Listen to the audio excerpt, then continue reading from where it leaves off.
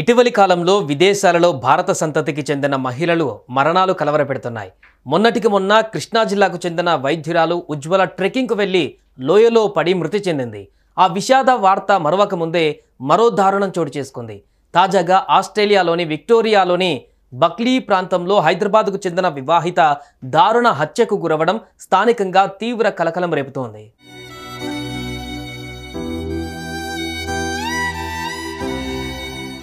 హైదరాబాద్లోని ఏఎస్ రావు నగర్కు చెందిన శ్వేత ఆస్ట్రేలియాలో దారుణ హత్యకు గురైంది. శ్వేత తన భర్త అశోక్ రాజుతో కలిసి విక్టోరియా రాష్ట్రంలోని పాయింట్ కుక్ సమీపంలో గల మిర్కావేలో నివాసం ఉంటున్నారు. వీరికి 3 ఏళ్ల కుమారుడు కూడా ఉన్నాడు.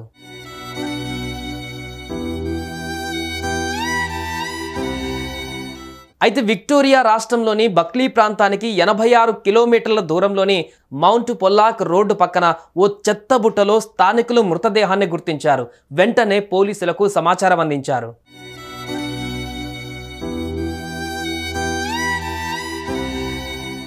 విషయం తెలుసుకున్న పోలీసులు ఘటనా స్థలానికి చేరుకొని చెత్తబుట్టలోని మృతదేహం హైదరాబాద్ వాసి శ్వేతగా గుర్తించారు.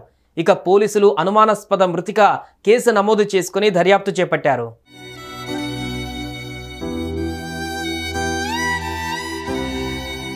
ఇక రంగంలోకి దిగిన పోలీసులు శ్వేత నివాసానికి వెళ్లి పలు ఆధారాలు సేకరించారు. చుట్టుపక్కల వారిని అడిగి వివరాలు సేకరించారు.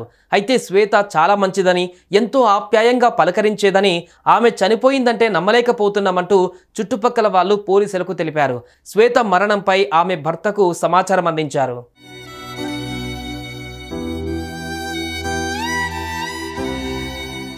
అయితే శ్వేత విదేశాలలో దారుణ హత్యకు గురైన సమయంలో శ్వేత భర్త కొడుకుతో కలిసి హైదరాబాద్లో ఉండడంతో పలు అనుమానాలకు దారితీస్తోంది. దీంతో పోలీసులు శ్వేత భర్తను విచారణకు హాజరు కావాలని ఆదేశాలు జారీ చేశారు. భర్త, కుటుంబ సభ్యులు చెప్పే వివరాల ఆధారంగానే శ్వేత హత్య మిస్టరీ వీడనుంది.